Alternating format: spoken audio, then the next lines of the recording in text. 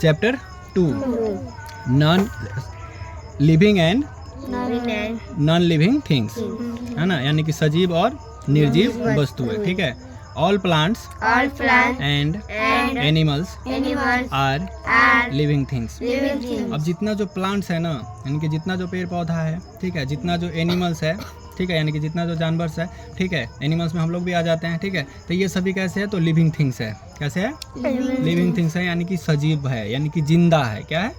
जिंदा है, सजीव है। इतना समझ में आ रहा है ना? कुछ नहीं समझ में आया तो लिविंग थिंग्स मतलब कि उसमें जान है, वो प्राण है, उसमें जिंदा होता है ना, तो लिविंग थिंग्स बोलेंगे उसको। क्या बोलेंगे? लिविंग थिंग्स बोलेंगे, सजीव बोलेंगे। ठीक है। All living things breathe. अब जितना भी लिविंग थिंग्स होगा ना, तो इतना ध्यान रखना है कि वो क्या करेगा? ब्रेथ करेगा, यानी कि सांस लेगा। क्या करेगा?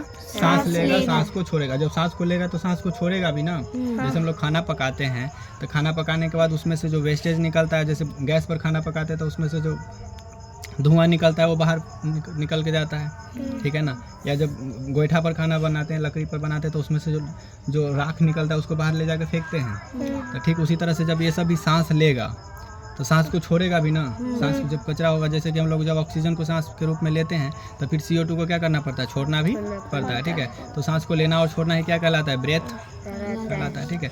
तो ऑल लिविंग थिंग्स ब्रेथ, यानी कि जितना भी लिविंग थिंग्स है वो क्या करेगा? सांस लेगा, सांस लेता है। ऑल लिविंग थिंग्स ग्रो, यानी कि जितना भी लिविंग थिंग्स है वो क्या करेगा? ग्रो करेगा, यानी कि तन्ने गो से बड़का गो होगा। ठीक है ना? समझ में आ रहा है? जितना भी लिविंग थिंग्स है वो क्या करेगा? ग्रो करेगा, यानी कि बढ़ेगा, वृद्धि करेगा। ठीक है। Living things show movements.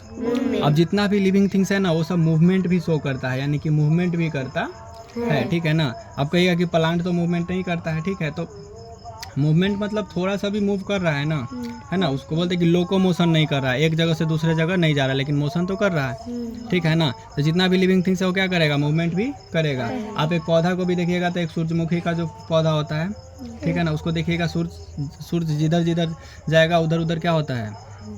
वो मूव करते रहता है। सूरज के डायरेक्शन के अकॉर्डिंग वो क्या करता है? वो भी मूव करता है। ठीक है ना? कौन? सन फ्लावर। ठीक है। हाँ, या एक और होता है टच मी नॉट, छुई मुई का पौधा जो होता है, उसको जाकर जैसे आप ऐसे टच कीजिएगा तो उसका जो है ना खुला हुआ रहेगा, क्या होता है? पूरा पत्ता बंद हो जाता है। ठीक है। तो इसका मतलब क्या है कि जितना मतलब प्लांट्स भी क्या करता है? मूवमेंट को शो करता है। तो क्या याद रखना है कि जितना भी लिविंग थिंग्स है वो क्या करेगा? मूवमेंट को भी शो करेगा। ठीक है ना? अगला है नॉन लिविंग थिंग्स। क्या है? Non living things do not breathe. क्या है?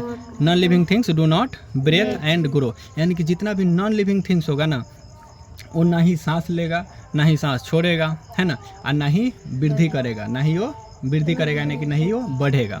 ठीक है ना? They do not move on the around. अब वो जो है वो खुद से मूव भी नहीं कर पाएगा, यानी कि खुद से एक स्थान से दूसरे स्थान पर जाएगा भी नहीं। ठीक है ना? तो ऐसी वस्तुओं को क्या कहेंगे? तो नॉन लिविंग थिंग्स कहेंगे। ठीक है ना? अब जैसे ये बुक हो गया, ठीक है ना, ये कलम है, तो ये सब सांस ले पा रहा है? नहीं। जिंदा है?